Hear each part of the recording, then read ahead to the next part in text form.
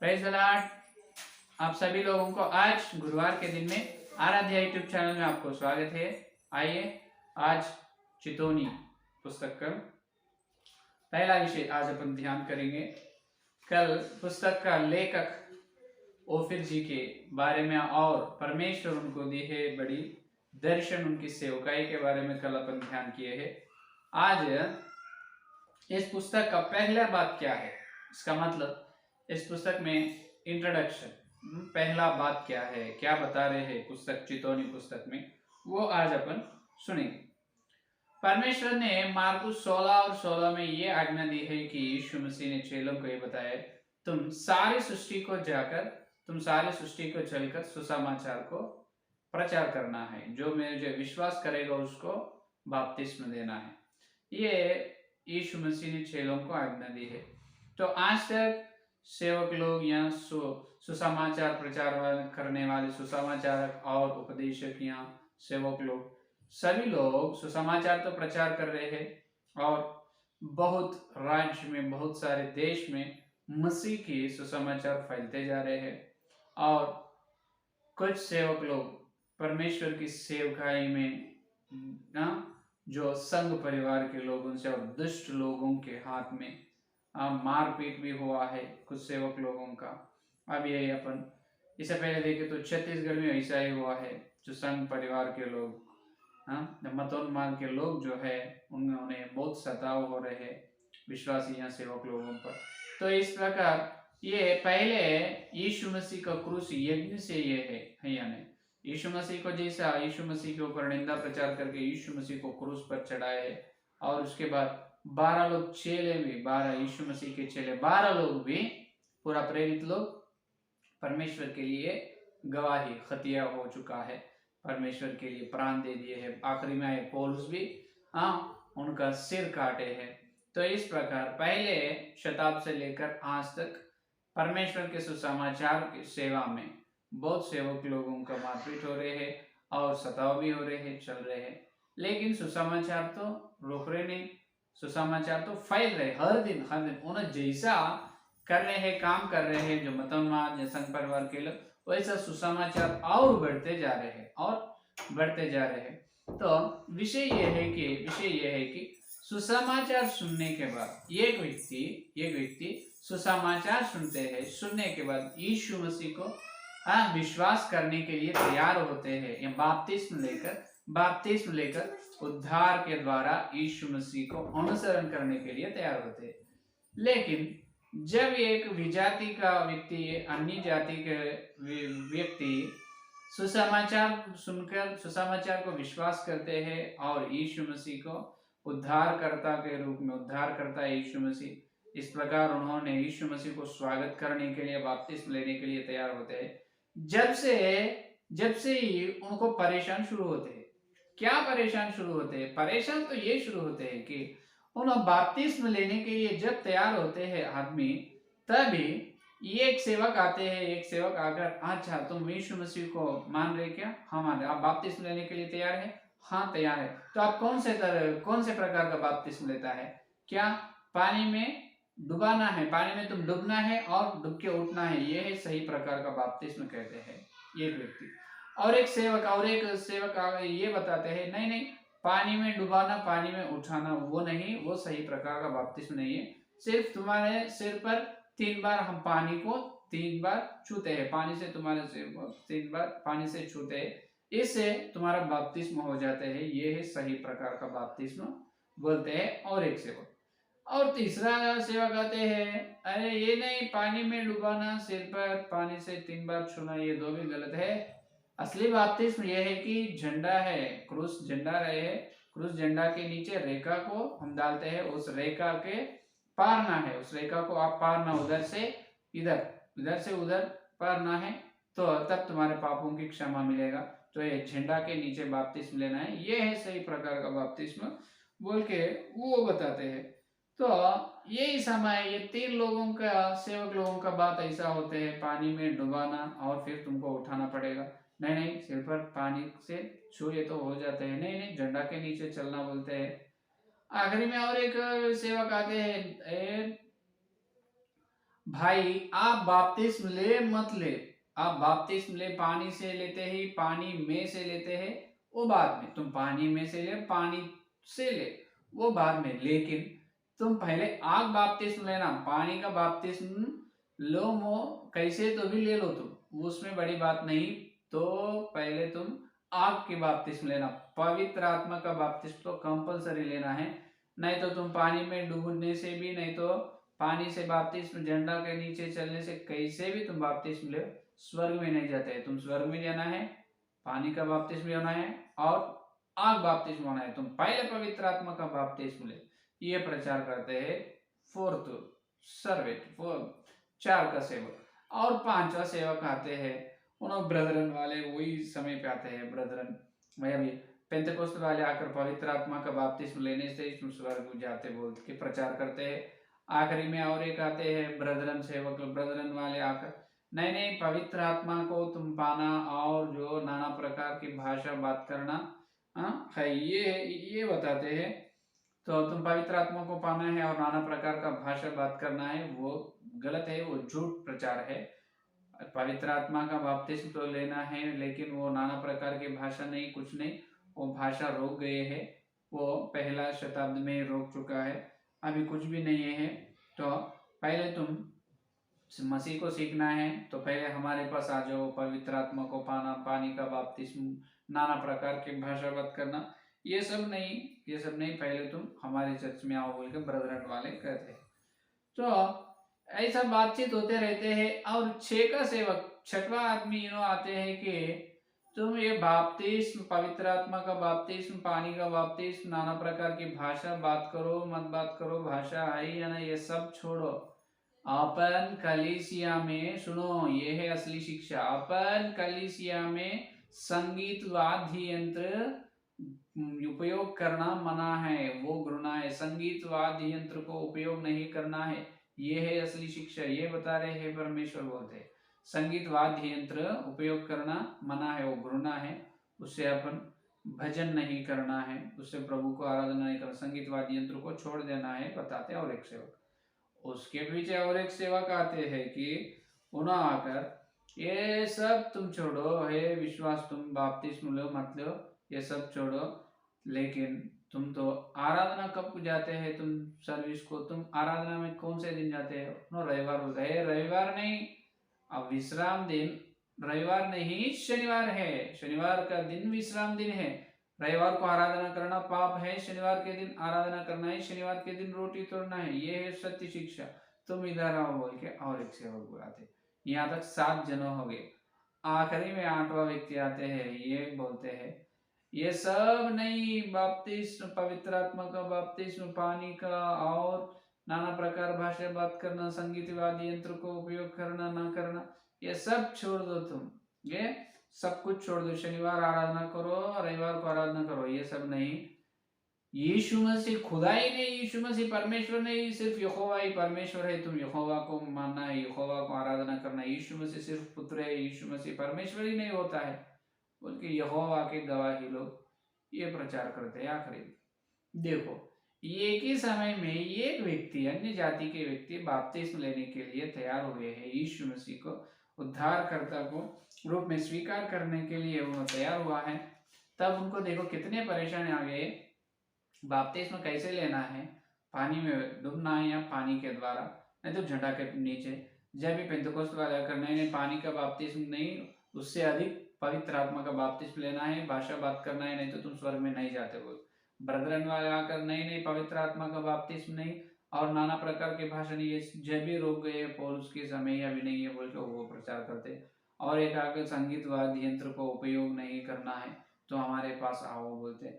आखिरी में और एक आगे सेवक, शनिवार को आराधना में तुम चलना है, हमारे पास शनिवार के दिन आराधना होते हैं, ये है सत्य शिक्षा बोलते हैं। आखिरी में और एक बड़ा सेवक आता है, यहोवा के साक्षी लोग आकर, यहोवा ही परमेश्वर है, यीशु मसीह परमेश्वर ही नहीं है, खुदा नहीं होता है बोल के प्रचार कर। अब इन्हों बपतिस्म लेना कि नहीं लेना, अब इन्हों किधर जाना, क्या इन्हों रविवार के दिन आराधना में चलना है, नहीं तो शनिवार के दिन जाना है। अगर जाने से इन्हों किसकी आराधना करना है, यहोवा को आराधना करना है, नहीं तो यीशु मसीह का आराधना करना है। और पवित्र आत्मा को पाना है नहीं, कितने सिद्धांत के उलझन में गिर पड़ते हैं व्यक्ति, है या नहीं। उनके दिमाग में पूरा कंफ्यूजन, बड़े बड़े उलझन रहते हैं, ये क्या है, कौन सी शिक्षा सत्य है, कौन सी शिक्षा असत्य है। उनको समझ में नहीं आता है।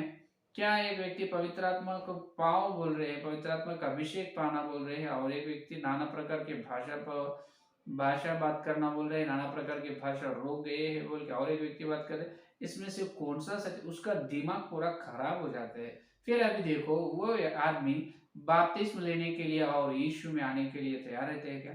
बिल्कुल नहीं, इतने कंफ्यूजन में रहते हैं, सिद्धांत के उलझन में उन्होंने तो यीशु मसीह को विश्वास ही नहीं करते हैं।